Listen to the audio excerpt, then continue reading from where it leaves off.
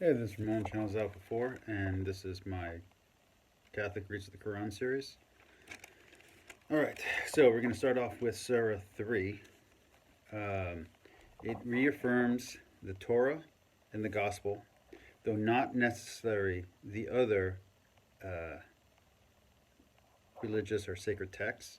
And by other, I'm saying the Tumult, or the Catechism, or even outside religions like Buddhism or Hinduism. It's really just talking about the people of the book. Although I will hear some, I guess, imams and some commentators, I guess, on Islam.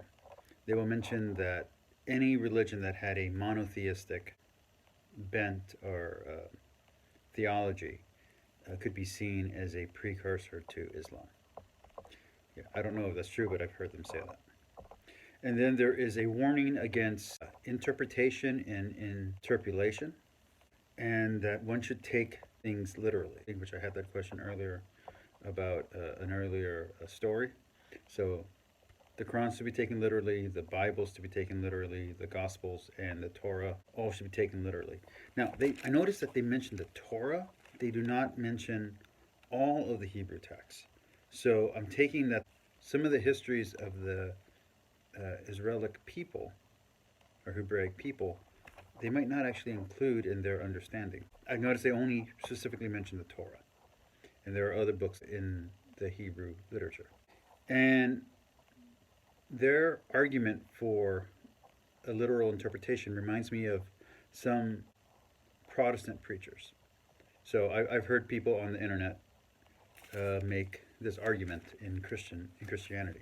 Then we get to the definition of Islam, and Islam means to submit or submission.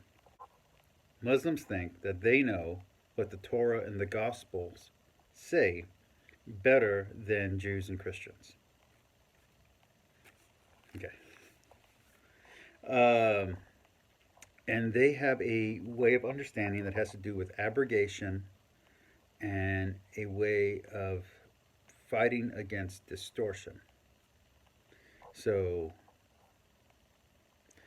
they think that we change our text as not as in like our text change, not like as in like translations are a bad thing, but as in that we change our text intentionally. Like we're intentionally changing the text to mean what we want it to mean. That's what they think we do, which we don't. Then we get to Surah 3, aarya 28, which is, let not believers make friends with infidels, or also understood as, let not believers make friends with disbelievers. So, yeah, that kind of language is in here. Without commentary or without hadith, some of these aria are impossible to decipher. So it is disappointing that so many of the commentaries disagree. So there are multiple commentaries, and the commentaries don't all agree with each other on what something means. That's how you get the splits in Islamic belief. So I don't know the two big groups, but there's actually three or four groups total, but to the Muslims there's only one true group, and that's, I guess, whatever group they belong to. Kind of like how in Christianity you have the Protestant denominations, which will, if they're Lutheran, they'll recognize each other, and the Southern Baptists and the Baptists will recognize each other. But sometimes the Calvinists and the Southern Baptists don't recognize each other. Okay, and if you're in the Catholic world, the Catholics and the Orthodox Catholics recognize each other. There are Coptic Catholics also recognize each other. Also, all those three groups recognize each other, and Catholics, for the most part, do recognize most Protestant baptism, but some Protestants don't recognize Catholicism, which is kind of an interesting thing. Um, and then, if you want to hear a more Jewish understanding of this, that would be like Hasidic Jew versus Reformed Jew versus Orthodox Judaism. So you have different interpretations of the same faith, and they don't always recognize each other. Okay, and then we get a new someone that is not named in the Bible called Imran or Joachim, and I don't know who that is. I could not find him in the Bible. Then we get in Surah 3, Aarya 36. Some see this as a call to Islamic feminism. So, like, respecting women, that kind of thing.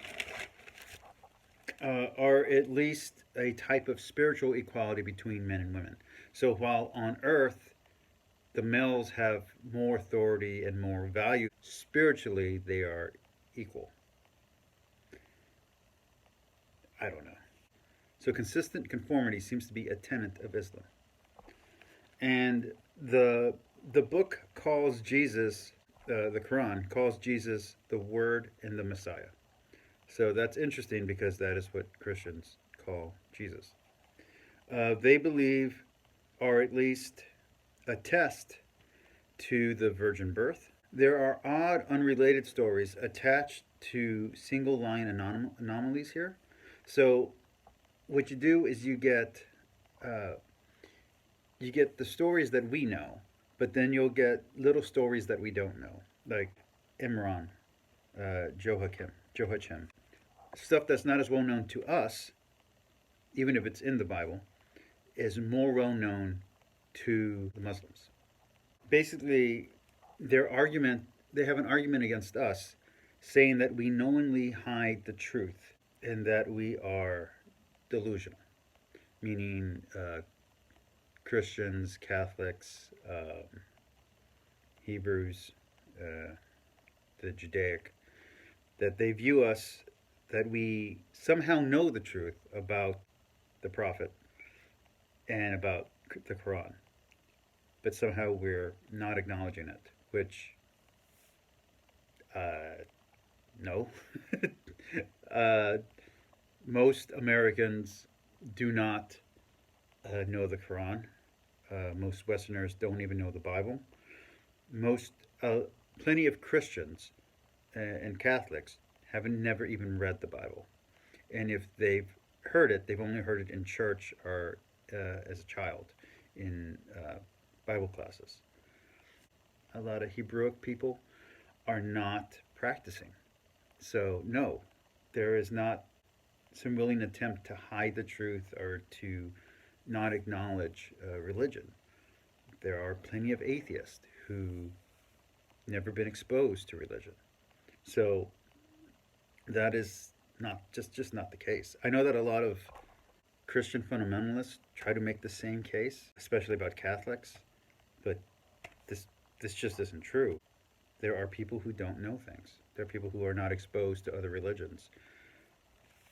There are people who aren't even aware of their own status in the world because they only understand the status of their small community.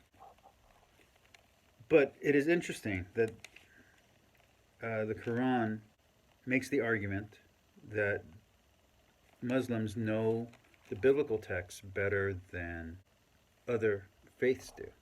And I would argue that in a way that is true, but you could make the argument that they know the Quran better than many faithful and religious people know their own holy texts.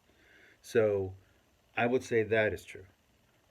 But them knowing other people's holy texts better than other holy people know it, I would say that would be a case by case basis, in my understanding. But anyway, see you next video. Peace.